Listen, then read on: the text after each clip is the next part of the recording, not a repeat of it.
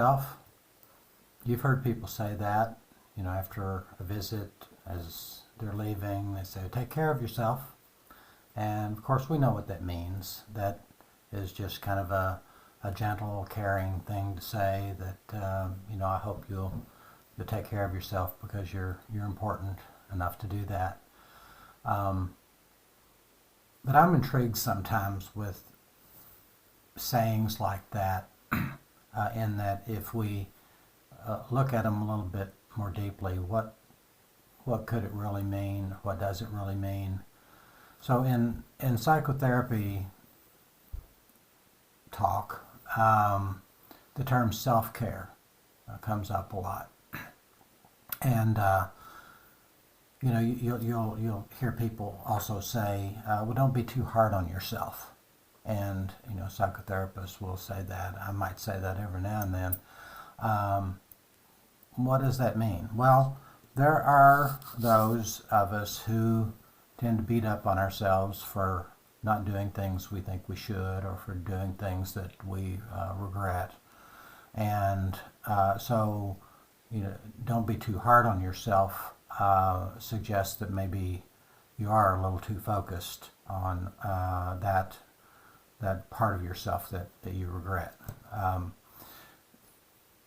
And then there's another application of this idea of self-care, which is that we should make some effort, have some thought for what that really means. That when we take care of ourselves, well, why would we do that? Well, first off, somebody said once that if you're not strong, then other people can't lean on you when they're weak. Because if you're weak and they're leaning on you and you're weak, then you'll kind of perhaps cave under the pressure. But the point is to be strong. And so taking care of yourself means that you do have a thought for yourself as opposed to others. Now, we tend to have this Judeo-Christian belief system, a lot of us do, in which we believe in sacrificial love. Jesus died on the cross for us, and so we think, well, we're supposed to do for others even if it means sacrificing of ourselves. At which point we might say, well, yes, okay, but without debating that point, there is also a place to focus on yourself. Who am I? What am I about? How am I conducting myself? And is my life in balance? Is my life doing what I want it to do? Many years ago, I learned a tool. I call it a time management tool, but it's really more about a tool for looking at your life to ask yourself, is your life in balance? Is it balanced out the way you would like it to be? So imagine drawing a large circle on a piece of paper and drawing 3 intersecting lines, and what you've done is create a pie chart with 6 wedges. If you then label those wedges spiritual, physical, financial, family, recreation, and career, then you might then ask 2 questions. One is, what am I doing in each of these areas? And you write those things inside those wedges. And then you might do another one on a separate piece of paper. What do I want to do in each of these areas?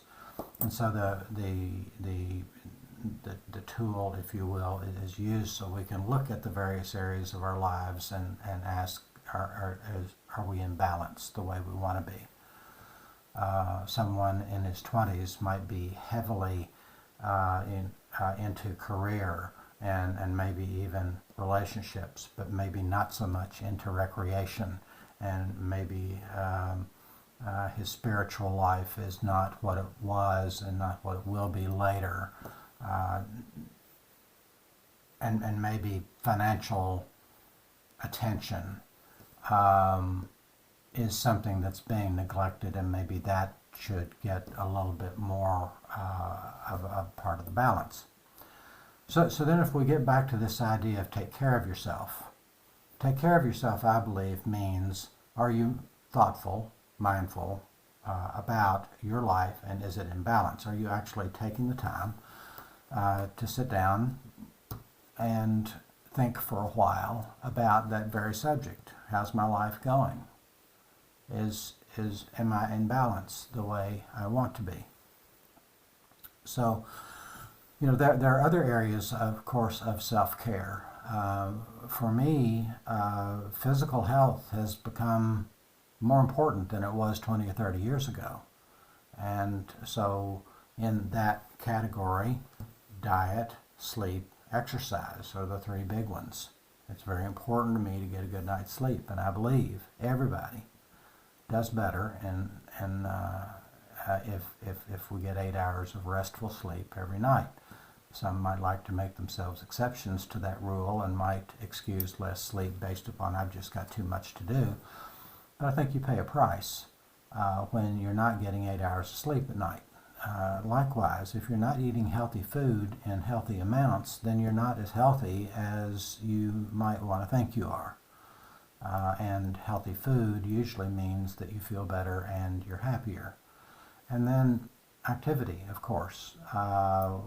It is generally a healthy thing to do to live an active lifestyle. What does active mean? Well, you get to decide that. But it's not sitting in your chair at the office all day and then coming home sitting in your chair in front of the TV at night. We all know that.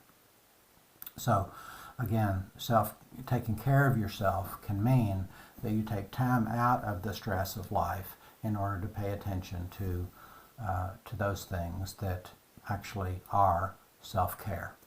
So just wanted to share those thoughts with you. Take care of yourself.